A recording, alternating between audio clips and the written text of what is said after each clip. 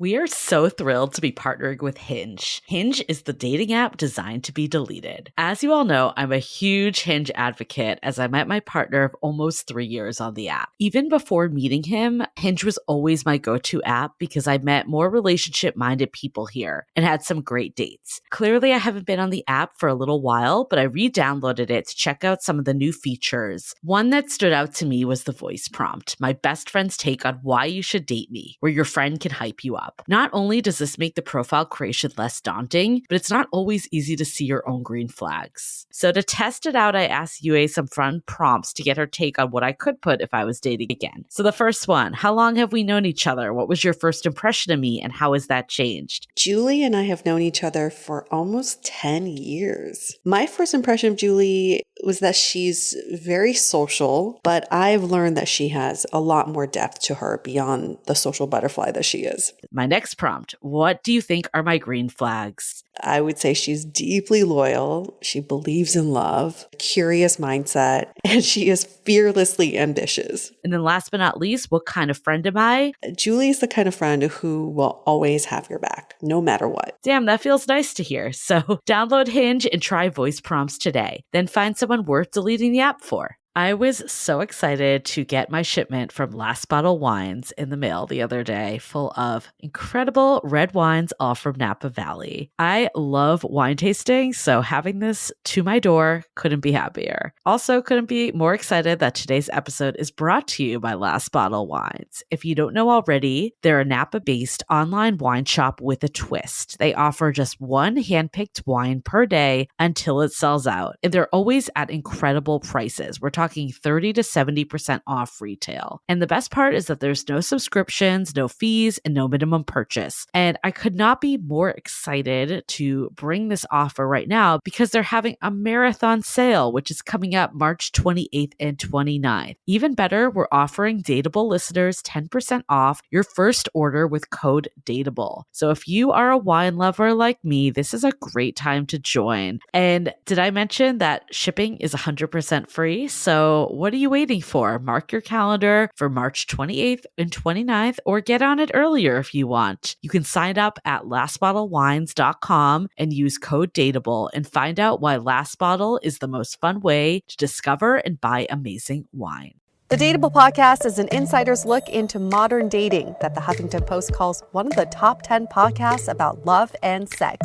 On each episode, we'll talk to real daters about everything from sex parties to sex droughts, date fails to diaper fetishes, and first moves to first loves. I'm your host, Yue Xu, former dating coach turned dating sociologist. You'll also hear from my co-host and producer, Julie Krafchick, as we explore this crazy dateable world. Hey everyone, welcome to another episode of Dateable, a show all about modern dating. We love to talk about modern dating, but we also love to dig into the whys of why people do the things they do and why people behave the way they do. And one of the questions that's been a huge why in my head is, have you been watching Selling Sunset? Yes, Julie? I'm obsessed with Selling Sunset. Are you like, that is a big fucking why, what happened between Chrishell and Justin. Yes. So for anyone that's been living under a rock, I mean, you've probably seen it, but Justin Hartley in This Is Us, who is such a, I don't know, swoon worthy, but he's like my type to the T. Who was a nobody, by the way. Yes. He was like a soap star when he and Chrishell started dating, and they dated for 4 years. And then as soon as they got married, I think it happened around the same time that he got on This Is Us, and he blew up. He got really big. And Chrishell basically has like a dying soap career. So now she's on a show called Selling Sunset on Netflix where they sell like, she's a realtor. But on season 3, which just came out on Netflix, they disclosed that he basically went to TMZ and said, I filed for divorce from her. And from her side of the story is she only knew 45 minutes before this all came out into the public. I know. It's so crazy. But he apparently, if you've I don't know about you, but I always do this. Is like when I go in the show and I finish it, then I go into like ultra research mode. And he apparently did not like the way he was portrayed on Selling Sunset. So who knows? It is definitely a mystery, but I also get it. Like, I mean, we get it, right? Like there's only so much you can disclose about your personal life. Like there's certain times that I'll say something that's like very evasive, and it's because I'm like respecting the privacy of someone else. So I get it. And I think it's one of those things like they built it up as much as they could, but it hit a point that they just couldn't say anything more. Yeah. But he claims in interviews that there was a very good reason for the divorce. And he's not going to disclose it, but he's waiting for her to do it. Also, I mean, it's just, I still think, regardless of what happened between them, we can't judge couples. As we know, relationships are all very different. But it just so shows you that they have poor communication. Right? Yeah. That's like basically what it's saying. I don't really care who's at fault at this point. They're both at fault because they have not, like, seriously, you cannot be blindsided when someone divorces you. That is like the worst thing that you could possibly do to your partner. So was this how you spent your weekend too? Because I definitely spent Me too. a big portion. Yes. It was funny because I like on Friday night I went out for dinner with some friends, and two were a couple, and they're like really into Selling Sunset, and one girl, she's actually a realtor, but she hadn't seen it yet. Oh man. And we were like just going to town on it. I loved it. Like my friend's boyfriend was equally as invested in it. I don't know if your boyfriend has been too, but like it was just so funny. And we were just all like, oh my God, after this dinner, we're all going to go back and stream it because it came out on Friday. Yeah, it came out on Friday. I had no idea, except for my friend texted me and said, I just watched the entire season 3 of Selling Sunset. And I was like, holy shit, it's out. Because I knew about the divorce. Obviously, they alluded to it in the last season.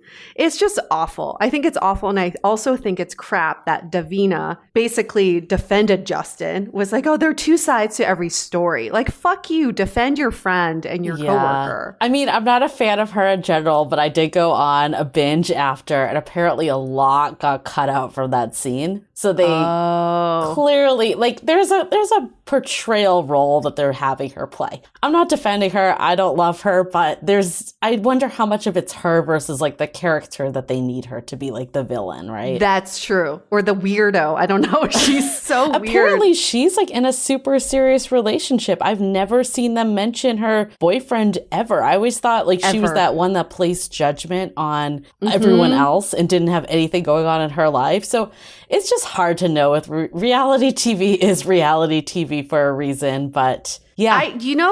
This is what I think happened. I think when they first started the show, Davina was already working there and everybody else was cast to be part of the show. Because that's why they're all like blonde with big boobs. And Davina was like an actual person that worked there, employee. And I think she came with the group and they were like, we got to create a character out of her. We got to make her into something. And I think for first 2 seasons, they didn't know how to portray her. And season 3, they were like, fine, let's just make her into a villain. She's got to be somebody. I know. I feel like I had a very busy weekend doing not that much, but I mean, I did go out for dinner a couple times. That's like the big news of, post-quarantine life. But outside of Selling Sunset, I also needed to catch up on this dating app experiment. Yes, where have you been lately? I had a very busy week, and unfortunately I wasn't able to use Hinge as much as I would have liked in this week. So I basically had to cram it all in from Friday to Sunday. So I was in a lot of places. Busy dating. Yeah, do you want the rundown? And then where did you start? Where to even start? You gave me last time when we talked a few different locations, and we got a ton of locations in from listeners. But I decided that for anyone that hasn't heard this yet, I've been doing this experiment where I change my location on Hinge and go to different cities to see what the dating app experience is like. And I think what I realized is, one, I'm ready to start dating again more seriously. And I want that to be in my own city because I've done long distance before and I don't really want to recreate that. So I'm like, I want to be more intentional and go back to where I actually am. And then second, I feel like a few people were kind of like, wait, so you don't live here? Like, I got a few of those messages. Yeah. And I don't want to keep doing it. So that was like another reason in general also. So the few places that we decided on was Calgary in Canada. That was the one that was really by one of our lovely Facebook members. Janice, we'll give you a shout out. She was Love like, you Janice. have to go to Calgary. So we put that one on the list. I also did Melbourne, which is one that you said for international. And actually one of the people that wrote to us on Instagram suggesting Melbourne hit us up and said, I'm so happy that Melbourne was picked. Can you also throw in Sydney? Because apparently they're back on lockdown. So I'm like, okay, I'll do both. So this is how the dating experiment spirals. And then I did Washington, D.C. that we talked about. And then I did a really quick layover in Miami. Okay, so all these places in 3 days. Yeah, but they all start to like merge together. Right. But one thing I do before I go into this week's results, one of the things last week that I mentioned was how attractive the men in Chicago were. And then no one reached out to me. And also how like much more Jewish or more Jews than I would have expected in Chicago and less diverse than I would have expected. We actually had a listener write in that she used to live in Chicago. She lives in Connecticut now. And she had the same exact experience on Hinge, that all these guys would be there and none of them would ever initiate or match with her. So she thought they were bots. Deal? I don't know. So I don't know if that's true. It might not be. Like, it's sample size of 2 now. But apparently someone else has also experienced this. So it's not just me. But she did say that Hinge apparently drew more of a Jewish crowd. She was also a fellow Jew. And she said it did not represent the diversity of Chicago like other dating apps. So I wanted to bring this in, to, give that background, but also there is a little bit of a bias on my experiment because I'm only in Hinge. Is the founder Jewish? No, I don't think so. Right? Because usually the app reflects who the founder is. But I don't know. I mean, interesting. There could just be some biases that my experiment has because I'm only on Hinge, is what I'm saying. Or it's for the Jews who are sick of J-Date. Or J-Swipe. They need it, or J-Swipe. Yeah, they need an alternative. Okay, so where did you start? Okay, so I went to Melbourne, and I love that I'm like, I went to Melbourne. I mean, I was on my couch on a Hinge in Melbourne. Watching Selling Sunset. Yeah, exactly. Multitasking through this really busy weekend I had. So in general, there was just a super laid back, I gotta pull up my notes. I'm like, I can't even remember all this. Super laid back, like surfer vibe in Melbourne. Just really attractive men in general. I'm like, I could do this. Diverse occupations in general. A lot of creative types. I noticed a lot of like writers, musicians, but then also like engineers, teachers. Like it really was across the board. Technicians, architects, like it really was all over the place. I found that it was like pretty much all white, like very little diversity in general. And so then I went to Sydney. And there was a lot more diversity in Sydney, like way more than Melbourne. And the hot tip that I got from the listener that hit us up on Instagram was to hit up Sydney because they went back into lockdown thinking that it would be very active. Right. And boy, was it active. I feel like I mean, my Hinge is like up to like a few hundred people right now, like sending me messages. It's like holy crazy. Shit. I need to like let it simmer down for a couple days before I go back to SF. Because I don't even know where anyone's from anymore. That is a great dating tip, is you find out what city is on lockdown and you just go there. Tons of activity. Like matches like blew up. And then in general, the guys were still very attractive. I feel like the occupations were more still diverse like Melbourne, but more office jobs, like slightly more of that. And then one of the things I noticed is that like the guys, because a lot of them did actually message me and they were cheeky like I like in British guys, but a little more arrogant. Like there was like an arrogant vibe to the cheekiness, if that, like a lot of them were like, oh, lucky you matched with me, or like, oh, like there was like a joke about it. It wasn't serious. Like they would like throw it out, but it'd be, I don't know, I can't remember all the messages offhand, but there was like a little arrogance thrown in, I guess is what I observed. And do you like that? Not really. I like, because I feel like British men are almost like self-deprecating. Yes. And I like that a lot more. Okay. So, okay. All right. Yeah. That's learning a little something about yourself also, too. A lot of them were aggressive. Like some of them were like, like one guy was like, let's meet up. And I was like, I'm only visiting. I didn't say that I was.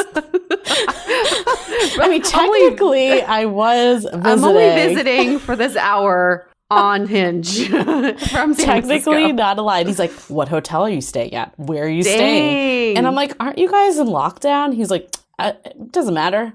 And I'm like, he's like, let's continue this convo on the phone. And I'm like, oh my God, like, can we just have like a couple back and forth? It was like very aggressive.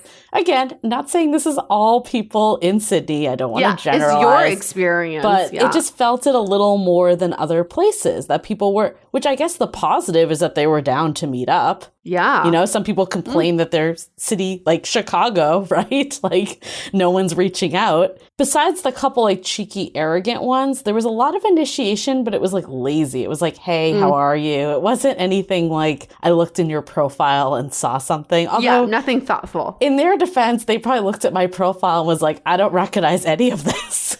She doesn't live there. So who knows? Right. So that was Australia. I guess I hit up a few places there. Calgary. I think everyone just looks so friendly in Calgary. And I don't know if that's just my perception of Canadians coming through, but I definitely picked up there was a lot of like smile, like happy energy that I was seeing. A lot of outdoor shots, some hockey pics that also fell into stereotype. Sounds about right. I think at first I was getting this like all-American vibe, which is kind of ironic because I was in Canada. But it was like what your stereotypical like American dude looks like. But then it started to get more diverse. Like I think Janice actually mentioned that Calgary was quite diverse for Canada. So it definitely, I saw that. It wasn't all white men. And then I noticed a lot of not as many office jobs there. Like a lot of people in like owners of their own businesses and stuff like that. Maybe it's because of universal healthcare, right? Like Canada has that as well. And I don't even know what the industry is in Calgary.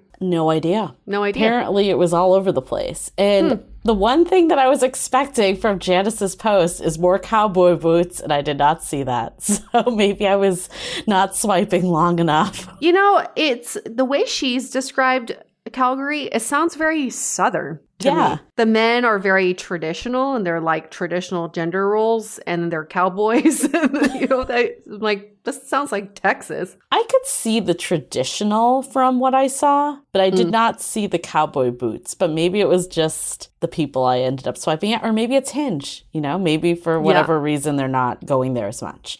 So then on to DC. A lot of Jewish lawyers liked me. That was like my type that I kept getting. That's my type.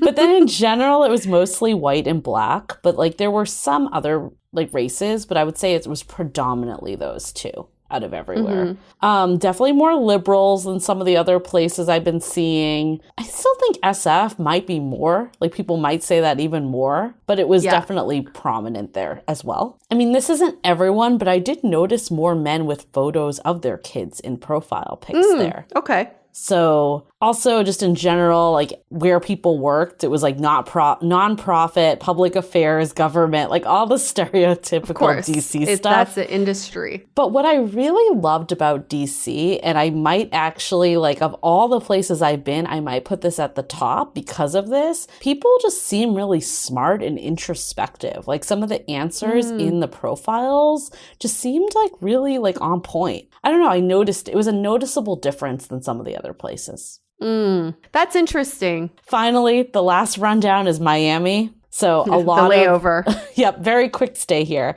A lot of Latino, Hispanic people from South America. A lot of Jews also. I don't know if I'm just like noticing Jews because I'm Jewish, but I did notice it. I guess South Florida does have that vibe also. People were just like very like suave. Like they were attractive, but it wasn't my type. Like it was a lot of like pose in front of a pool or ocean with my shirt off type pics. Yeah, it just in general, people were very in shape, and then also a variety of occupations. A lot of chefs or people that own their own business. Like it felt very vague. I didn't know what anyone really did. But trust fund babies. Got it. Noted. Own my own business. Or TBD. maybe there's something culturally there that you don't want to disclose it, especially if you are your own business owner, like because it's the internet. I don't know. Oh, I like to get to the bottom of this. Anybody dating in Miami, please let us know. What is this mystery of owning your own business and not disclosing what it is? So did you get any messages, interesting messages from both DC and Miami that you felt were unique? To be honest, all the people started blending together by the end. Yeah. I think because I was doing it in too small of a time frame, and I just like haven't had time today to like look at where all these people are coming from. Nothing that's like stood out as a super interesting messages. A lot of just like, you know, the basics of, hey there, how's your Sunday going? How are you coping with Oh, never mind. This guy asked me how I'm coping with this surprise rainstorm. I don't know. Where? No idea. Good question. Oh, it looks like he's in DC. Okay. You know, the norm. Nothing like there was no one that I was like, oh my God, I must respond to. But also, I admit, like, if I was in the place, I probably would have replied to both of those people. I think just some of it has to do with, yeah. Yeah. But you saw that in DC, their profiles were more introspective. Yeah. But their messages weren't as well thought out. No, it's the same old. How are you doing? Same old bullshit. So of the 4 places you went to, if you had to move to one of them, based on just your Hinge experience, where would you go? I'd probably say DC. I think that like matches my the importance of intellectual connection the most for me. The men were definitely the most attractive in Melbourne or Sydney. Sydney, they were like a little too much for me. What's too much? Like, I think it was just like the amount of volume that I got there was like a everyone's little like intimidating. Or maybe it's because I look unique because I'm not from there. You know, right. I don't know. Who knows? But yeah, I mean, I guess I would say Melbourne because I did like the creative energy that a lot of them had, or DC for the intellectual side. Cool. All right. So does this conclude your this experiment? Concludes. Okay. This concludes. And this is a lot of work, guys. That is a lot of work. Are you jet lagged? Yeah, I'm very jet lagged. What time zone are you on? I don't even know anymore. And the best is when you get like the messages. Like I told you last week, I got this one guy that reached out to me that I actually thought was really attractive. And I saw he had a photo of Golden Gate Bridge. So I just assumed he lived in SF. And he's like, wait, so you don't live in Denver? You're like, damn it. Oh, I guess you don't live in SF. But yeah, anyways, it was fun. I think it was served a purpose. I guess my major takeaway from it is like, there's not really huge differences in terms of like at least the way people interact. I think every city has its nuance in terms of the types of people there for sure. And occupation, like there's certain cities that are known for certain industries and the type of people they attract. But I don't think there was like a wildly like one city is better than the other. Maybe Sydney just out of pure volume, but I don't know if that would have necessarily the quantity to quality play was necessarily there either. There is also a huge difference between cities where people end up and cities where people grow up. You know, it's the transient cities versus the hometown cities. Like, I think Calgary is probably a hometown city. Yep. Most people are born and raised there, probably generations there. But somewhere like DC, probably majority of them are transplants. So you're going to see a lot more diversity and maybe just more people who are introspective because they probably lived in multiple places. Yeah, I mean, it's so interesting because like someone actually put this in our Facebook group in a discussion. I'm like, this is so dead on. We talk about numbers game all the time. And I think her post, I might be butchering the exact statement, but it was like women, when they're using dating apps, quantity isn't an issue, but quality is. And for men, quality is easier. Like there's more quality women that they interact with, but quantity is the challenge. So we kind of have like the reverse challenges. So yeah, I mean, it's an interesting, I would love for like a man to do this, like a heterosexual man to get his perspective. So maybe if we have a brave audience member or listener that wants to take this on and give us the rundown, then we can put it out to the public. Yeah, maybe we can do, because we always had this idea of 50 dates in 50 states back in the day when we first started Dateable, then maybe someone could actually take that on. Let's just try it out. Let's try 50 dates in 50 states.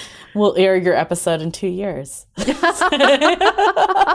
No, you just do one date per state. You're done in 50 days. Speaking of 50 days, this episode is a rerun of an episode we did on 50 first dates. 51 first dates. Oh, 51 first dates. 50 first dates yes. is the Adam Sandler movie. That's right. Yes, for copyright issues. 51 first dates with Liza and Kimmy. We had such a great time with them. We talked about basically what post-quarantine dating looks like, which at this point is like what I don't even know when post-quarantine could be, but maybe it's like the transitional it's the new normal, dating, right? The new normal, yeah. Mask wearing life. What I really find interesting about Kimmy and Liza is they started the podcast based on a dating experiment, which we'll get into for our season 11, but we'll save that for later. But now they've basically concluded that experiment for themselves, and they've gone on to just create this dating podcast now, and it's fantastic. They're so fun. They're both based in New York, except for Kimmy moved to LA recently. So they're getting, we're getting that bi-coastal, insider info on what dating is like. But before we get to this bonus episode, I know you're all waiting for the would you rather reveal, right? We're all waiting. Yes. So we started this last week. Every Wednesday, we would post a would you rather question on our Instagram, and we have you vote. And then on this week, we reveal the answer. And last week, the question was, would you rather date someone who was like the stock market or who's like a savings account? Stock market meaning it's volatile, needs constant attention, but potential high returns, or savings account, which is like low maintenance, maybe low returns, and doesn't need that much attention. And here's the result. 81% of you said savings account. Interesting. Yes. I'm not super surprised by this because I think people ultimately want stability. Mm-hmm. But I also want to do this experiment mapped against how people actually behave. Because I would say most people date the stock market when they're actually looking for a savings account. Yeah, I totally agree with that. Like what people say and what they do is very different a lot of times. Because people get bored with the savings account and they like the energy of the stock market. But then when you're asked that question, you feel like you should say the savings account. Absolutely. If you're swiping on matches, you're not going to swipe on the profile that says, I'm low maintenance. You don't need to pay attention to me. I'm just super stable. You're gonna swipe on the person who's like adventurous. Right. I like to be spontaneous, and I like to take spontaneous trips. And you're like, yes, that's the one. That crazy person. But that's what the would you rather really is. It's like it helps you uncover what are your preferences, and does it actually is it consistent with your behavior? So this week I have another great one. So on Wednesday, which is if you're listening to this episode once it comes out, it's Wednesday already. Go on our Instagram at Dateable Podcast. The questions there, vote, and we'll give you the results next week. Yes, love it. So yeah, follow us on Instagram. We hit 5K and we're hoping to grow it even more. We're super excited. And also our one other ask that we have every week is to leave that rating and review. It really, really does help us. And so many of you guys have already done this, and it's amazing. Like seeing those reviews come in like literally makes our day. But even just doing the rating, it takes 1 second. If you can leave us 5 stars, if you're truly enjoying this show, it helps us get amazing guests. And,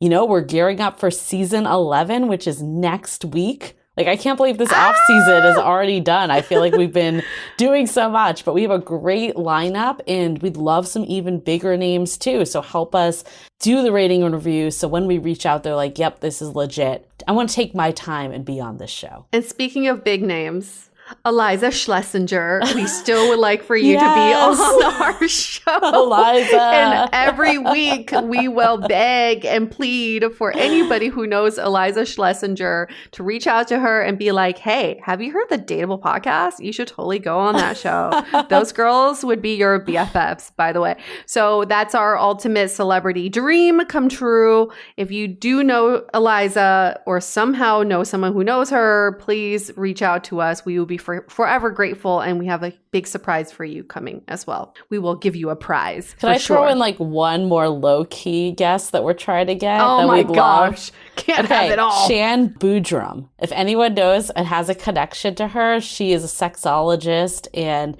just does has a book called Game of Desire. We would love to have her. So we've reached out to her, still awaiting that response. So if anyone has that connection, let's do it. I am still a big fan of hers from Too Hot to Handle. One of the best reality TV shows on earth. Just for anyone that doesn't know her, she is very that was like no, she's legit. She's legit.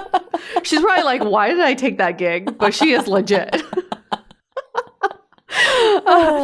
Okay, well, this episode, which is a great bonus episode, is brought to you by two fabulous sponsors. You've all heard us talk about BetterHelp. It's really about these unprecedented times. Some of us may be experiencing really crazy feelings that it's hard to decipher what we're feeling. So BetterHelp has been there, especially for me, to help with I have this anxiety issue. I have sometimes depression. And it's great to know that BetterHelp has ensured that I'm not alone in this. They offer online counseling with professional, credible, and compassionate therapists in a safe and private environment. Their counselors specialize in depression, relationships, trauma, and many other areas. And with over 3,000 U.S. licensed professionals across all 50 states, they make it easier than ever to find help. In fact, so many people have been using BetterHelp that they're recruiting additional counselors in all 50 states. So now for Dateable listeners only, you get 10% off your first month with the code DATEABLE. Get started today by going to betterhelp.com/dateable. Join over 1 million people taking charge of their mental health. Simply fill out the questionnaire to assess your needs, and then you get matched with a suitable counselor. Again, that's betterhelp.com/dateable and use the code DATEABLE for 10% off your first month. Our second sponsor. So many good ones this week. This episode is also brought to you by another fabulous book called The Rebellious Rancher. Here's the plot, Julie. You ready? After his father decides to leave the ranch to his older brother, Ben Miller struggles to deal with his resentment. When he's invited to develop a trail riding experience on the Morgan's Dude Ranch, Ben jumps at the chance. Soon he's assigned a mysterious client, an actress whose family secretly wants her removed from influences of LA. Ben's determined to teach her to fend for herself, but he quickly discovers she's more than a pampered, pretty face. The Rebellious Rancher is the third Western romance in the Millers of Morgan Valley, a spin-off of Kate Pierce's successful Morgan Ranch series. The series focuses on a neighboring family with their own ranch and problems of the heart. The Rebellious Rancher by Kate Pierce is available wherever books are sold, and for more information, just visit kensingtonbooks.com. Sounds juicy. Rebellious Rancher. RR. Okay, shall we get to our episode? Let's do it with Liza and Kimmy. 51 First Dates.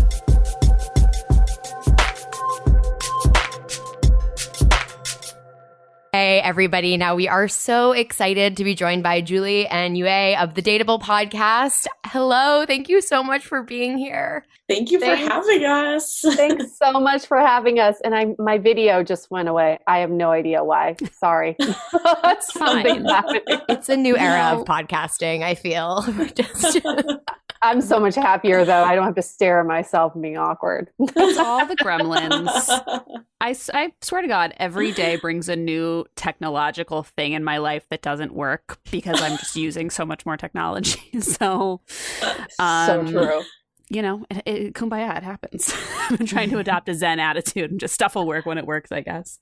We're thrilled to have you guys. We're going to talk about all things your podcast. We're going to talk about dating. We're going to talk about maybe easing back into dating now that restrictions have lifted, potentially. We're going to talk about normal, non-quarantine dating. We're going to do it all. But we always like to introduce our listeners to our guests by asking for a worst first date story. Do you guys have any good ones? So many. I feel like my entire year of 2012, I feel like was worst. That was a weird year. Other than 2020, that's been the weirdest year. Well, that's when Tinder first came out. So I think there's a little bit of a correlation, but I won't draw any conclusions. So I think the one that stands out to me, there was one guy that I was talking to that he actually lived in San Jose, which is like a neighboring city to San Francisco where I'm based, or both of us are based. And he, like normally I typically had been dating people that lived in the city, but I was trying to expand my horizons and meet more people. So he had told me that he wanted to come up and meet me. We hadn't really had much communication before this. So I was down, but I was also like, oh, like, what if this is a bummer? This guy had to travel like an hour to meet me. But he told me that he was going to meet up with friends first. So I kind of felt like alleviated by that. But there was still not really like a set plan, even though we knew that we were meeting up Friday night. But he told me he was like on the train. He told me that he was going to like meet a friend first for drinks. And then just like progressively kept messaging me that he like was moving from bar to bar.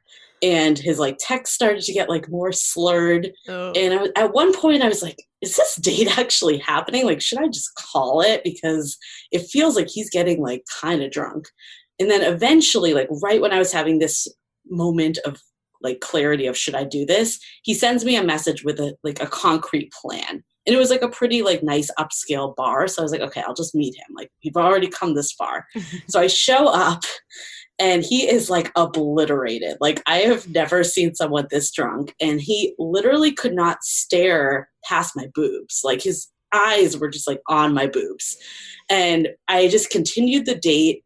But I had like friends that were dining like around the corner. So I was basically just like waiting for them to finish their meal. And then I was like, okay, I'm going to cut out once they're ready so I can just like continue the night because it was like a Friday night.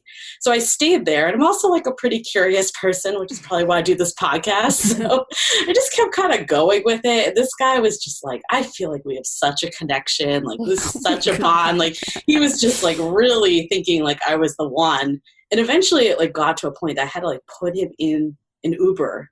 I think it was actually a cab at the time. This was so long ago. But I had to like put him in there to get to the train station because he could not physically walk. Like he was just so done. So yeah, that was a moment. And then the next day he like messaged me being like, I felt like there was a real connection, but I think I might have butchered it. So he owned it at least. Oh, I do respect that response. And I must say, you captured two of the biggest themes that happen in these worst first date stories, like high levels of intoxication, absolutely inappropriate inebriation, and then also one person being on a totally different page from the other, like in terms of thinking it went okay or well. It sounds like, he actually understood that it wasn't great, but yeah. Did you message him back? Did you continue the conversation, or were you like, I'm good on this? I'm very much a non-ghosting person. So I think I messaged him back and just was like, yeah, you kind of were, and made it clear that it probably wasn't going to happen again. Because honestly, like, it was just not the best first way to meet someone, but also like we just didn't have much in common either. Yeah. Like, it was just, all of it. So yeah. Stands out all these years later though. So oh, boy, I surely remember that story, Julie. It never gets old every time you tell it. It's the worst feeling to be sober and sitting across from a super drunk person and being like, well, this is my problem for the next 45 minutes. You know, like what can I do here? I mean, it's like, honestly, if it was current day, I probably just would have like left earlier. And I would have gone home and just like met my friends out like in an hour. Like, why did I need to subject myself to that? But I don't know. In the moment, it was kind of interesting / entertaining. So yeah, who knows? Totally. Let's hold that thought for a second. We'll get right back to it. As you know, I recently left my corporate job and I've been in total recovery mode, all about self-care. One of my new routines is the nighttime shower before bed. There's just something about washing away the day and that reflection that's been super helpful for me. I've been using one of our partners, Osea's Mega Moisture Duo. This combo body oil and body lotion are so freaking incredible. It literally feels like I'm at a spa. I realized that the secret is seaweed and other skin level ingredients that are normally reserved for face products. And that's why I was so excited when Osea became one of our partners. And, we're so grateful for partners like this because one, they keep the show going, but they're also super good for all of our listeners and for our own well-being. So if you want to have that nighttime bliss like I am doing, you can get 10% off your first order site-wide with code DATEABLE at oseamalibu.com. You'll get free samples with every order and free shipping on orders over $60. So head to oseamalibu.com and use the code DATEABLE for 10% off. Let us know which products you end up going with. Share them in social. Super excited to see what you end up choosing. Living with ADHD can be a challenge, and dating with ADHD is definitely a challenge, we've heard many of you say. But finding the right care and proper tools needed to succeed can be life-changing. Done is an online ADHD care platform that can get you all the resources you need to help manage your ADHD. Online visits, refills, and a 24/7 care team made for you. In just 1 minute, Done's online assessment can help kickstart your ADHD treatment journey. With experienced clinicians, worry-fill refills, and online visits, you can start getting personalized care as soon as today or tomorrow. So contact an expert team that can help you around the clock and get a personalized treatment plan just for you. Here's how you do it. Take a free 1-minute assessment and book an appointment with a licensed ADHD clinician as soon as the next day. Get continuous care, one-click refills, insurance coverage, and 24/7 care team support with Done for just $79 a month, and pharmacy copays as low as $0. Visit get.donefirst.com/podcast to learn more. That's get.donefirst.com/podcast to learn more. Done. Turn ADHD into your strength. This episode is made possible by Armoire. Armoire makes getting dressed easy. With a clothing rental membership from Armoire, build the perfect wardrobe with brands that are high quality, unique, and recommended just for you. All you have to do is take a 5-minute style quiz and select items from your dynamic, personalized closet. The styles show up at your door in as little as 2 days. Then when you're ready for new clothes, just swap them out. Listen, I live in Southern California. There is absolutely no need for puffer coats or any sort of those winter jackets. But when I travel anywhere else in the world in these cold months, I'm often burdened with the task of getting winter clothes. And now with Armoire, I can just rent my winter wardrobe. It's brilliant. Right now, our listeners can give Armoire a try and get up to 50% off their first month. That's up to $125 off. Just visit armoire.style/dateable. That is armoire.style, spelled ARMOIRE.style/DATEABLE to get up to 50% off your first month and never worry about what to wear again. Try Armoire today. And then what about you? Do you have a worst first? Oh, yes. I don't know if this is like a worst dating story or one of the best. I think it's one of the worst and best of my dating career. This was back in New York. Julie knows the story too. I've actually told it on our podcast. I was in New York. I met this guy on a job or something. He was there doing something on the client side, and he asked me to hang out for drinks one night. So I was like, sure, let's do it. So he asked to hang out at 6 p.m. and I got to the bar and he said, I have till 7. So I'm like, awesome. I only have a 1-hour time limit. And then he proceeded to tell me that I can order anything off the happy hour menu, which was, I believe, 5 selections of wine that were 50% off. And, but he said it in a manner that was like, he was very generous. Like, feel free to order anything off of this menu in particular. And at about 6:30, because I checked my time, he said to me, this isn't a date, right? I'm like, oh no, what is it? A support group or what? Are you just getting to know a new friend? And he said, no, this is a meeting of the minds. When I met you, I knew that we would have some very brainy conversations. Ew. I want to throw up. Wow. Hey, gay, sexy. So want to sleep with you now. And at 7 on the dot, he said he needed to leave. So he left. So what was the best part of this night was the bar manager comes over after this guy leaves. And he said, did I just witness that whole thing go down? Did he just ask you for a meeting of the minds and on a date? And I was like, oh, hell yeah, that's what was said. So he said, call up 2 of your best girlfriends and the whole night's on me. Free drinks, free food. And that's exactly what I did. We stayed there till like 2 a.m. just drinking and eating and having a grand old time. That's obsessed. Fantastic. And then you dated the bar owner, right? Right. And now we're married. No, not really. I mean, he sounds like a gem, so let's marry him. Or yeah, exactly. Or just, I don't know, one night stand. He deserved it. God, those moments give me faith in humanity. Yeah, seriously. And yeah, I think when you said the worst date, but it's also the best date, I was like, what is this going to be? But that is the best version of that happening, I think. Right. It really turned around for me. Oh my God. Hilarious. So before we dive into just talking about dating, for our listeners who are not familiar with our podcast, Julia and Yue, would you share a little bit about kind of where you're at in terms of dating, what your relationship to dating has been in the past, present, future, whatever you want to share that you feel like would be important context. We have a lot of single listeners. Yeah, just about our own personal relationships. Yeah, right now. And, again, it's so cheesy, but I'm like, what's your relationship to relationships? Like, what's your dating life been like?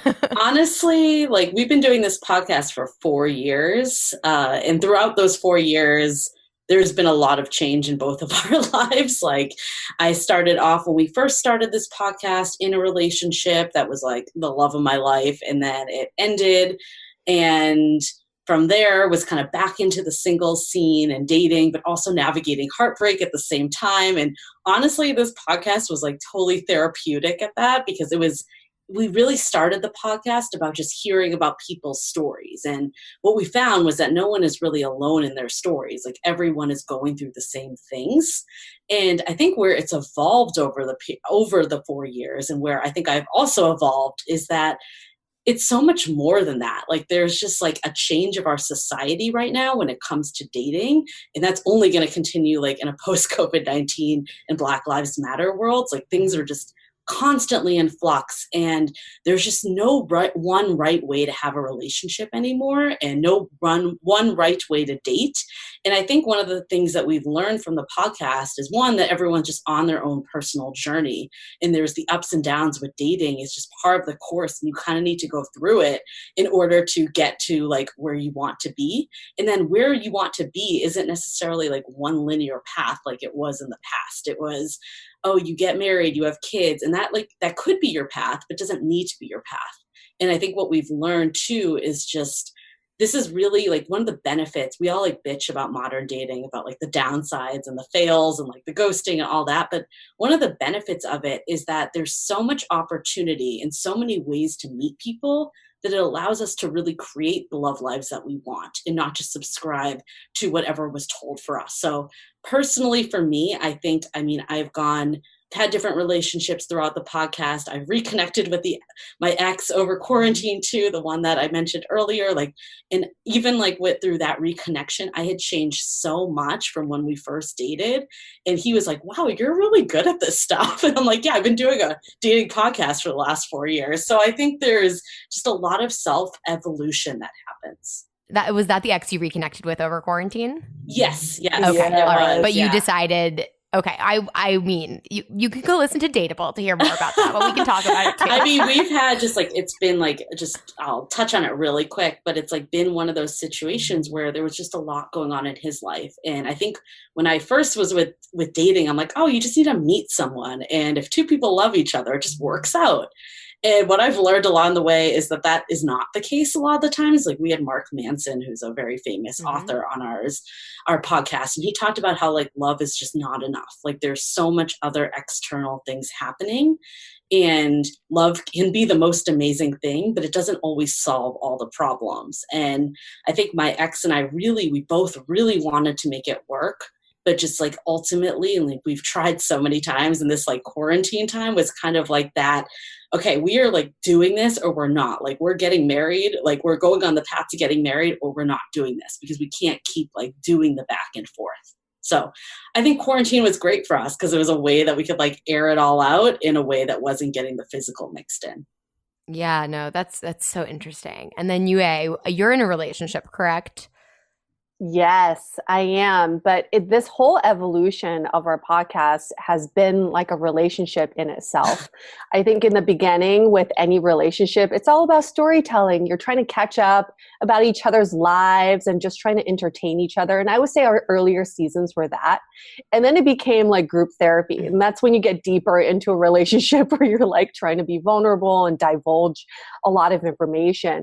But at our current stage, at our podcast, which is also my current stage in my relationship, is kind of like looking at the consequences of our actions and then what are the sociological implications of that? And that's just a very, I guess, scientific or technical way of saying like, what the fuck are we doing? Like, why are we doing the things that we're doing? And how do we unravel some of these limiting beliefs that we have? And it's so relevant to everything that's going on in the world right now, because if you think about like what you girls have talked about on your podcast too, is it's not just about dating. It spans so much wider than that. Mm-hmm. It goes into every aspect of your life and how you were how you were raised, how your mindset has been, how you've been conditioned to think certain things. And now's the time to question why do we do the things we do? Yeah. I think also like UA and I are both in our like mid to late 30s. So we kind of straddle like this like old school way of thinking with new school way of thinking. So we're elder millennials. And I think like one of the challenges like UA brought up is like unraveling and then figuring out like what traditions serve you and what rules don't, right? Like why are we dating in certain ways? Like, is that just because we think we should do it? Our parents have that expectation, society has that expectation, versus like, what do we actually want? Yeah, I really loved when you spoke about that recently on your podcast. Like, do you actually want a relationship? Which we've tried to kind of unpack for listeners too. What do you think, for someone who's not sure if they want a relationship? Like and you can each have a different piece of advice, but what's like the biggest indicator you maybe don't actually want one, or you just want one for kind of a societal reason? I mean, I think if you're forcing yourself, like if you feel like you genuinely, like, I think when you want a relationship, when you want to be meeting people, like you want to be sharing your life with someone. If you're just going through the motions and like you're swiping because you feel like you have to, you're going on dates because you feel like you have to, I think that's a sign. Or if you're canceling dates last minute because you'd rather go out with your girlfriends or guy friends, whatever, like I think that is a real telltale sign. There were years that I thought I wanted a relationship. And I remember my best friend being like, are you sure you want a relationship? Because your actions like don't really follow suit. Like I was hooking up with a guy friend of mine that I thought like was the one, yet he was telling me that like he did not want a relationship in any form. So anyone that wanted a relationship would be like, this is not a viable partner. Yet, wow, that just resonated. Like, sorry to interrupt. Yeah, and that I think me forever. When you're in that, and where I was is that I was in this mindset of like, I must win him over. Like I must like make this work. And I think when you're in that mindset and when it's coming from ego versus like my last relationship I mentioned, like even though we didn't end up working out, like we both always just wanted the best for each other. Like we just cared and loved each other so much. And I think that's when it's a relationship versus like you're going through the motions. Yeah, so true. I think it's about just look at the evidence. You can say one thing, but then look at your actions and then really journal your actions that you've been doing. If you say you want a relationship, are you actually communicating that when you go on dates? Or are you the one that's like, no, I'm the cool chick. I don't need a relationship. We can keep things casual for now, which is what a lot of people do because they're so afraid of voicing what they want. And then also, like, do your actions really match what you say you're trying to put out there? If you say you want a relationship, are you still putting out these actions that you want something casual, or that you're afraid, or that you don't actually know what a good relationship looks like? It's just, you just have to look at the evidence in yourself and you'll know. Yeah, totally. I also think that doing that work and self-examination can show you that also maybe if you think you want a relationship, if you want it for the right reasons, which is to like enrich and fulfill your life versus like I'm X age and I would like my parents to stop worrying about if I'll ever get married. There's a lot of, like, I'm sure all of us have talked about a lot of bullshit about like why we should all be in relationships and how we're like worthless witches if we're not, Yeah, I think a lot, and it's hard to parse those things. It's like I still struggle with it. I think a lot of it shows up in the way you talk too. Like, I totally agree, it's the actions. But we had a guest on our show say that, like, are you constantly complaining that you're single? Because if you're saying that, you're emphasizing the single piece. You're not emphasizing the relationship piece. And I think, like, to your point, Liza, like, one of the things that I remember, like, when I said I always wanted a relationship, my number one thing was like a guy that would get along well with my friends, that I could go out with and bring him along and do this stuff. And looking back on that, I'm like, that is like not a reason to be in a relationship. Like, I'm looking for someone to just be in like this single like life stage with me. And I think when your priorities shift to being like, I want to be with this person because I enjoy spending so much time with them, that's when there's a difference of what you're actually looking for. Completely. I was talking to my friend the other night who has been single for a while and like very all about it. And she was saying, she was like, I just want to be in love right now. Like, I want to, and I was like, I feel like that's such a great thing of how it should feel. Yes. Like, she was thrilled, like thriving in her single life for a while. And she was like, all of a sudden I was just like, oh, I want to fall in love with someone. I want to love them so much. Right. And I was like, oh, that's like, yeah, I think that's exactly what you're saying. Like, if it's I think you can listen to those impulses and hear some truths. Amen. Just to backtrack a little bit, can you talk to us a little bit about like what the inspiration was to start your podcast? It was not a dating experiment, but it definitely was this. We had a meeting of the minds. I think Julie and I met through a former company that Julie used to run, which was facilitating in real life connections over brunch. And we met at one of her brunches. And we saw each other a few other times after that. And every time we would talk about our dating lives. So, well, backstory is I was brand new to San Francisco, never lived in San Francisco as an adult. And Julie had been in San Francisco for most of her adult life. So she had only known dating through San Francisco lens. And I had no idea what I was getting myself into. And at that time, things were changing so much in modern dating. I couldn't keep up. And I was a former dating coach and I couldn't even keep up. I actually quit coaching after coming to San Francisco because I was like, I don't know what the hell's going on here.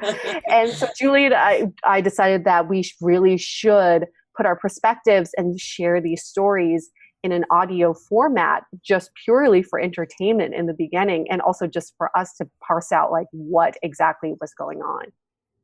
Yeah. And how would you guys categorize San Francisco dating? I feel like there's not a stereotype that jumps to my mind with San Francisco dating. You know, there's what's one that funny? jumps to my mind. Maybe I'll say what we think first, and then I want to hear what your stereotype is. Yes.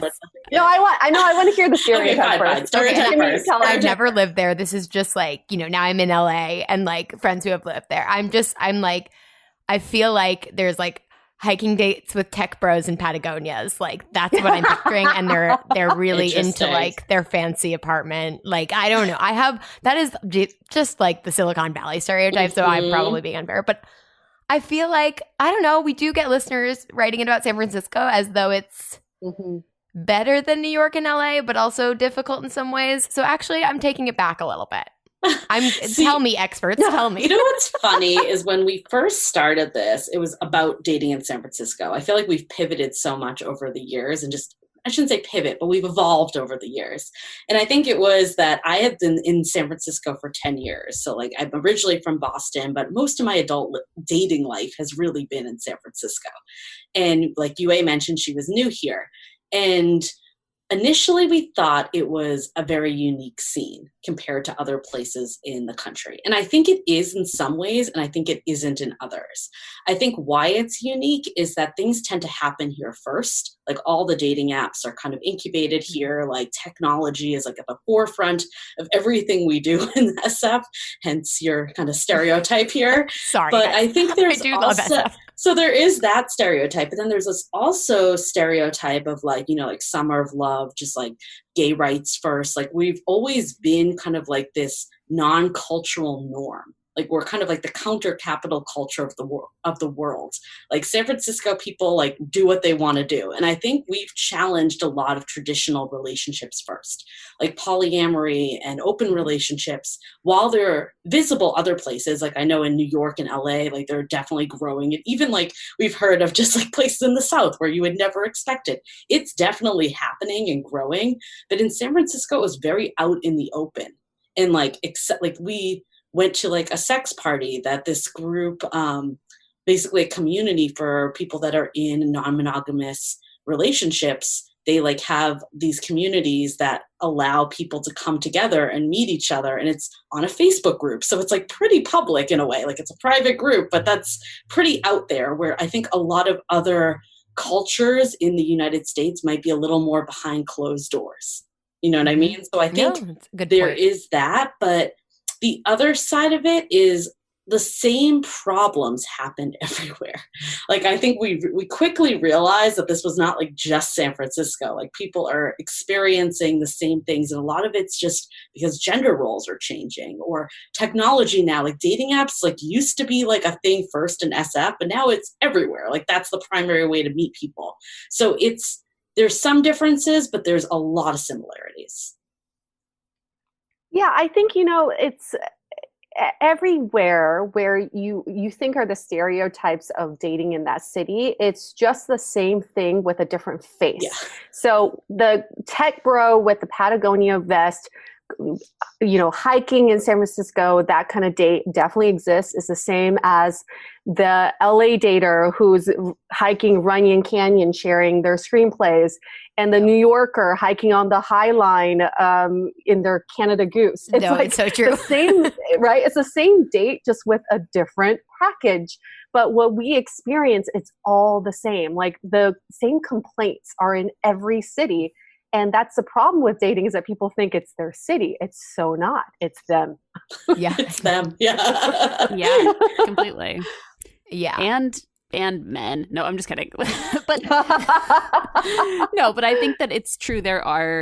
We had some expert on who basically, we were asked, who had lived in a lot of cities, and we asked what the most difficult city to date, which city was the most difficult to date in. And she was like, everyone thinks their city is the most difficult to date in. Mm-hmm. And I think about that all the time, because it's true. It's just, no, dating's really hard, and some people weren't raised well, and some people are horrible communicators, and some people just aren't confident in themselves, not even nefariously or anything like that. Mm-hmm. You know what? And Liza and Kimmy, you two have a global audience too. I mean, you have listeners from all over the world. So you've probably seen that it's not even just a US thing. Yeah. It's all over the world. Yeah, it's so true. That's a good reminder. Yeah, when we get emails from like Sweden or exactly. Australia, and you're same like, here. We're like, wow, it's the same shit. You know what's interesting though is I think the people will always say, like, we have a lot of men in San Francisco that are trying to pack their bags. A few of them actually just got stopped because of COVID-19, but we're ready to move across the country to be with more women. So they think it's like the quantity thing.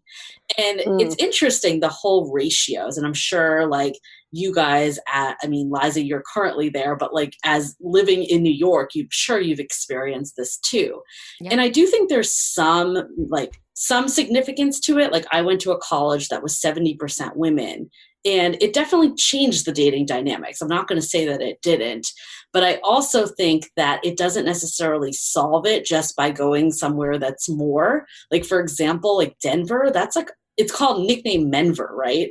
But there is actually like studies that Denver is like one of the worst places to date because men and women are so separated. Like men put very little effort into like dating whatsoever. So it's not always about the numbers. Like that doesn't tell the whole story. Like in San Francisco, there's more men than women, but there's a lot of gay men. There's a lot of like young like tech bros that have moved here that are in their like early 20s. And there's a lot of like single women in like their mid to late 30s. Like that's just not a match, right? So it's not always about the numbers.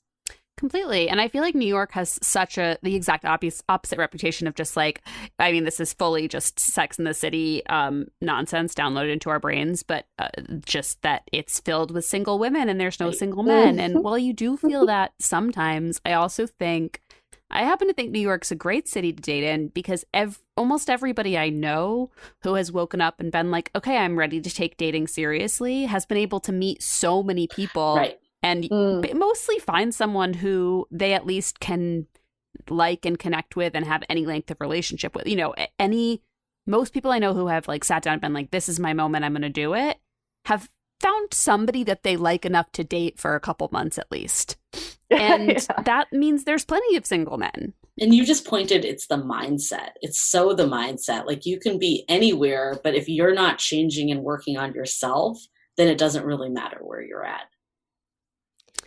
Yeah. How do you both think how can people thinking about dating again as things open up, like how can they keep like this new mindset in mind? Because I feel like this country is going through like a massive change that I hope, really creates and drives some change, of course, with COVID and being quarantined. But I also think with Black Lives Matter and the recent events in this country, like I just think people's mindsets are going to be shifting in lots of ways. I'm just curious how you think the dating mindset might shift. You don't have to exactly correlate them because I know that's a weird ask, but I just feel like we're all valuing different things. So if you had any thoughts. Yeah, I think there was a recent Kinsey Institute study that was put out conducted a study of a diverse range of adults from 18 to 81, so very diverse. And they found that the majority of the people who've entered into some sort of relationship or try to date during COVID are experiencing like more open-mindedness. So they're open to trying new things. And that could just be finding virtual pleasure, like sexting and virtual sex parties are really hot right now because it's kind of like, what's your alternative? And also 6 in 10 people have said that they've talked to someone outside of their usual type, which I think is absolutely fantastic. So I think one way to think about how these benefits were what our learnings can last even post-COVID is this open-mindedness and how we approach our perspective on life in general. And I think a lot of people have implemented this open-mindedness, and for them to see the results of it, because I think people are getting more interesting matches or having more interesting conversations, they'll see that because the benefits prove that open-mindedness can yield better benefits, I think they'll keep it up even post-COVID. And I think especially with Black Lives Matter, it's made us all like reevaluate some of these like constructs and things that we've like subconsciously felt. Like I know for myself, like I'm back on apps after this breakup and I had to go in and be like, what do I even have on my preferences? Like racial, because there's still apps that do racial preferences. And I'm like,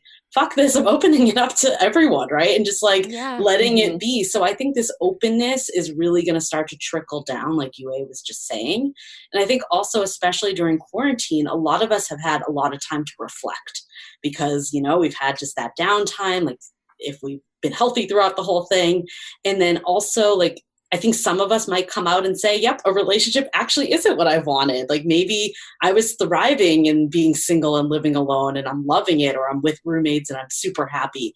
And that's great if that's kind of what you came out with. And maybe you might not be kind of as actively pursuing dating apps and some of the things that you once were because you're clear on your intentions.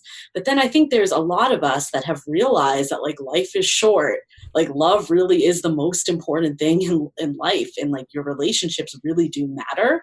And I think that's going to cause people that are just more relationship minded, or maybe people that were on the edge, to kind of refocus some priorities and then really start to date a little more intentionally. Yeah. No, I think I can see that intentional. I hope everyone's a bit kinder, more open-minded, more intentional with dating, or just, I guess, takes care of each other as dating goes back to some new normal. Well, I also think it's going to be hard to have, so much of your initial conversations in dating is so surface level, and that's fine. I don't advocate for sitting down at a bar, texting on, or app chatting and being like, so what's your relationship with your mother? It doesn't need to be intense. But I also think that a lot of people are more emotionally available right now because there's all of this crazy shit happening in the world. And I know that every time I talk to any friend, the first thing I say is how are you? How are you doing? Right. Not just hey, how's it going? But how are you doing as a human right now? And I think it's hard not to get to a deeper place, or maybe not a deeper place, a more vulnerable place earlier right now, because you have to talk about the world. It's that's what's on all of our minds. I mean, I just did a phone date last week, and we spent the whole time talking about Black Lives Matter, because it was obviously so present. And at the end of the date, I was this was first on phone. We're progressing to video this week, so it's happening. Nice. But trying to take baby steps. But I like that. I think that's actually a benefit of taking a little more time to get to know people. So when you actually do show up and meet them, you're excited about it, or you've saved yourself time. But I think just back to the conversation is we did spend a lot of time just talking about current state of the world. And at the end, when I got off the call, I'm like, did that go well or did it not go well? Because I don't really know. It wasn't the traditional date, but I'm okay, I've learned so much about this person and what their values are. That's so much more important than where they go, what bars they go to, and what sports they watch. And when you really think about compatibility long term. Yeah. I really think we're almost in our own experiment of The Bachelor or Bachelorette, where we're kind of in this in this other universe where we have no other distractions, and we're really trying to get to know that one bachelor the only bachelor that we that we can talk to.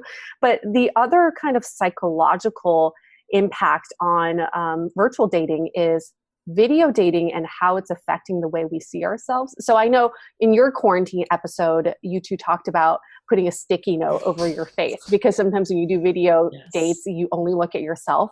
But what psychologists have found super interesting is that when you see yourself on a video call, you see yourself reflected back at you, and when you're BSing, because you see it in your eyes, you see it in your own freaking reflection. So I think what's happening with virtual dating is that people are starting to tear down their walls and say, this is not the way I want to present myself on a date. All those other times I was BSing through a date or trying to give out this perception of myself that's so not me. I'm letting that go because I'm now seeing the true self. I'm sort of mind blown. Yeah, it could be a good thing to have to stare at yourself on a date, for every single person who's dated ever. I don't know. And I agree. I think it's very distracting because yes, you are focusing on yourself quite a bit, but there is something to be said about just accepting the person you see reflected back. And can you live with that person on screen? Are you happy with what you see talking and the way she's reacting and presenting herself? I mean, I think video dates are very challenging, but that being said, I think I'm happy that they're finally having their moment. We've been talking about video dates for years, and so many apps have been trying to make video dates happen. We actually had an app that we did an experiment with 3 years ago that's out of business because video dating did not take off. But now it's definitely having their moment. Who would have thought Zoom would be the one to solve it? But it's happening. And I think though it was at the beginning of quarantine, everyone was all about doing the video dates, and then it really died off real fast. And I think what ended up happening was people got discouraged because they were when am I actually going to meet this person? This feels like a gigantic waste of time. Not to mention there's just so many emotions that were happening. It's hard to meet new people at that time. But I think now that we're like going into like this new normal or whatever we're calling it, I don't know how I feel about that word, but we're going there with the new society, whatever it's happening. I think video dating could actually be really great for us because it can, like I mentioned a little earlier, for me, the best dates I've had have been the ones that I've been excited to go to, not the ones that I feel like I'm forcing myself to go to. And like there was a period that I literally wouldn't even put someone's like name in my phone because I'm like, the odds of me actually seeing this person again, like I'm not going to actually even take that 2 seconds to put their name in because I most likely will never talk to them again. That is a terrible mindset to be going into a date. Like now I try to really put their name like first and last if I can. Like this is someone that I'm excited to meet. And I think by having the video dates first, it will let us do that filtering that we often say we'll do, but we don't because everyone's like, well, we just need to meet in person and see. And I think it will just let us be a lot more focused while also giving us the options, which is a benefit of dating apps, but not letting us get bogged down in those options.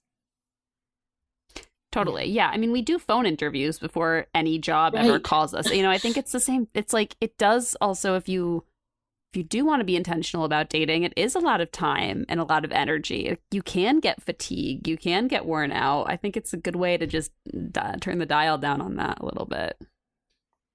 In terms of technicalities of dates, how do you both see like dates themselves evolving? We were like, wow, like meeting at a crowded bar and sitting next to each other on stools feels like a thing of the past or the distant future. Mm-hmm.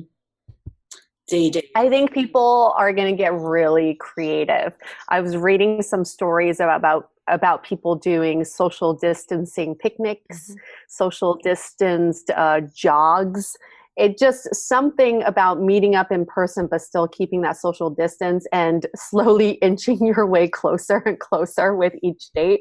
I really do think that is the new way of dating is when your mortality is at stake and when you're thinking about the health of yourself and others, that's a very powerful consequence of what you're doing. So I think everyone will think twice before meeting up with someone in person. I think COVID-19 has ruined fuckboys completely because you can't just, do the bare minimum anymore. Like you have to put in effort. Like there was this meme on, I think that was like circulating Twitter post that was like, hey, like, I can't just get the hey text from you anymore when there's a guy like serenading me over Zoom or like planning that picnic. And it's really requiring people to step it up a bit. And I think also a surefire way to see someone's intentions, like when we're supposed to, I know quarantine has been lifted a lot of places, but coronavirus has not gone away. Like there is still this in the air, like it's still happening.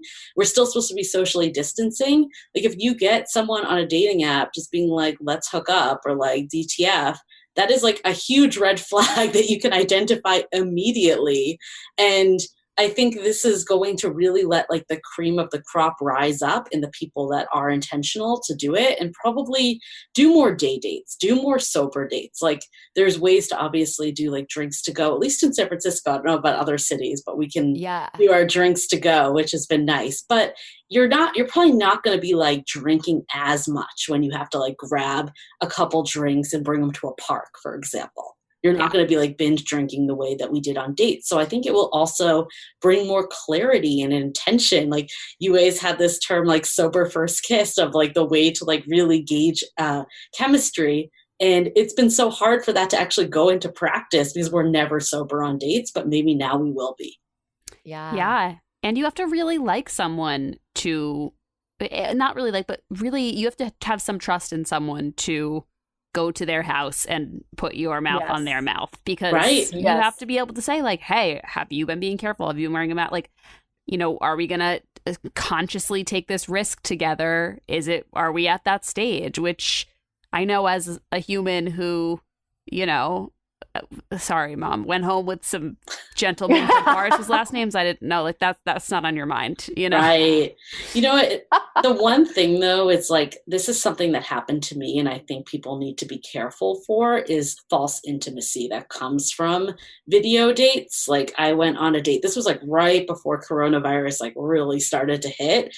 And we had done like a couple phone calls. We never actually did video. And by the time we actually met, he was like, oh, this is like our third date. And I'm like, no, it's not. And he had this expectation that we were like going to go home together. And I'm like, wait, we are not on the same page at all.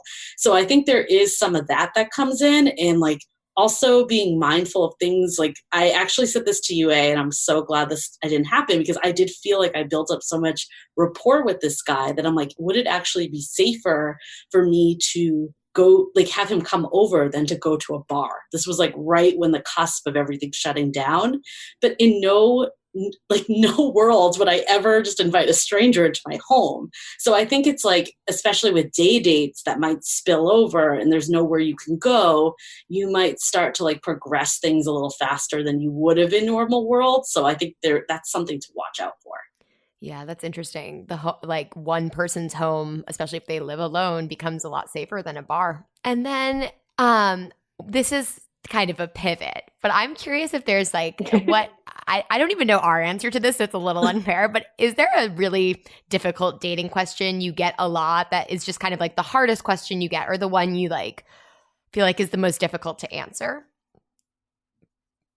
Oh, look at that, Kimmy. I mean, I thought of this earlier because I was trying to think of it like, I wanted to ask you, but I also wanted to figure it out from our perspective. So I can try to brainstorm if you want to think about it. I can answer the easiest one we get first while we're thinking about it. Too. I think anytime someone goes into extreme details about something that's happening in their life with another person, always the answer is, have you talked to them first? Like before you reply to like have us give it weigh in, because we don't really know what the other person is thinking. This is only your perspective.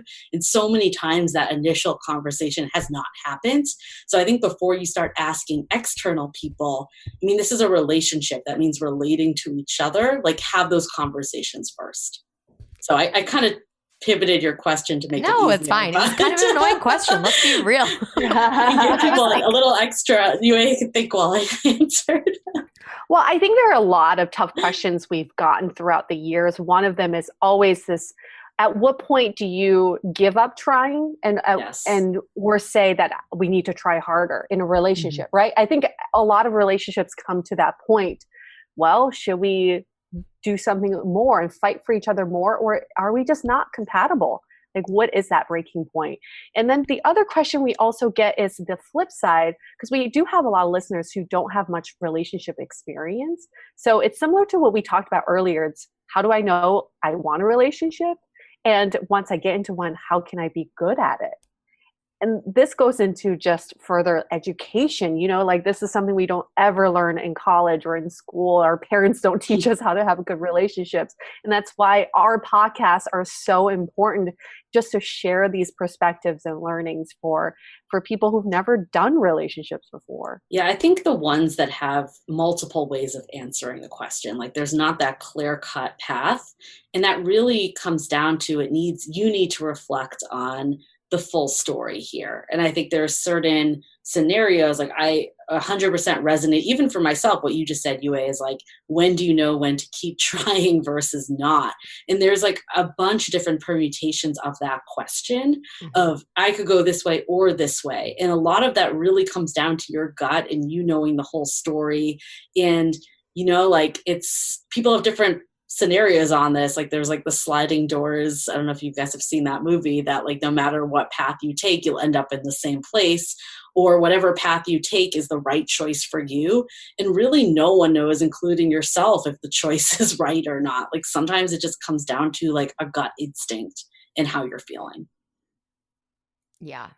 Like following one's gut feels like the most important thing in dating broadly to me. Intuition. Yeah. That intuition. So now you have to answer this. I know. I was thinking about it. I agree. No, I was thinking about it.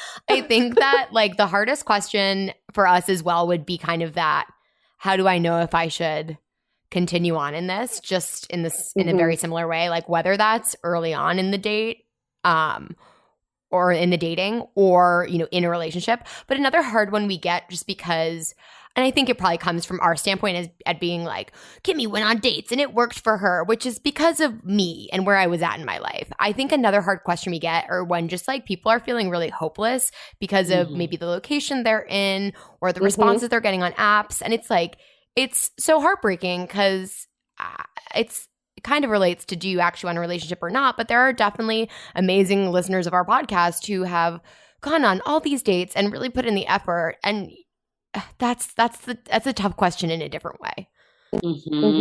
For sure. Yeah.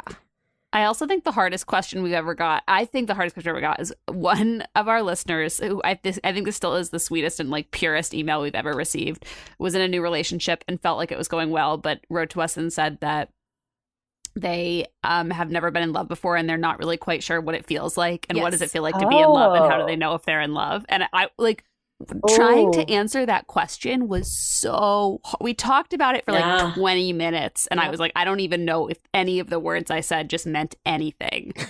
Because it's true, it's like I can't put that into words. Yeah, love is such a hard thing. It's like a feeling and it's hard to explain that into words. Yeah.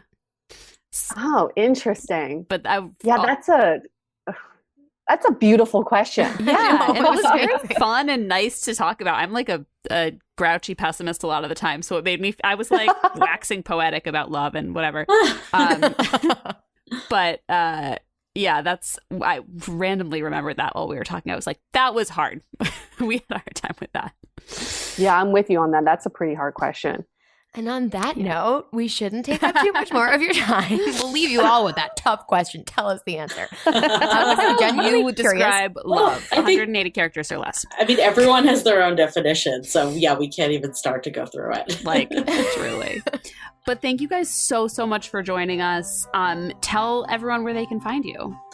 Pretty much on all the major podcast platforms like Apple Podcasts, Spotify, Stitcher Radio, pretty much anything. We're everywhere. So it's under Dateable Podcast. And then you can also find us at Dateable Podcast on Instagram and then dateablepodcast.com. And we will link. We're going to link. Yes. Oh, jinx, Kimmy. We're going to link all of that in the show notes. Check it out. Check out the Dateable Podcast. And thank you guys so much. Yeah, thank you, Julie. Thanks for having us on the show. Thank you. Really love this was so fun. The Dateable Podcast is part of the Frolic Podcast Network. Find more podcasts you'll love at frolic.media/podcasts. Want to continue the conversation? First, follow us on Instagram, Facebook, and Twitter with the handle @DateablePodcast. Tag us in any post with the hashtag StayDateable, and trust us, we look at all of those posts. Then head over to our website, dateablepodcast.com. There you'll find all the episodes as well as articles, videos, and our coaching service with vetted industry experts. You can also find our premium Why series where we dissect, analyze, and offer solutions to some of the most common dating conundrums. We're also downloadable for free on Spotify, Apple Podcasts, Google Play, Overcast, Stitcher Radio, and other podcast platforms. Your feedback is valuable to us, so don't forget to leave us a review. And most importantly, remember to stay dateable.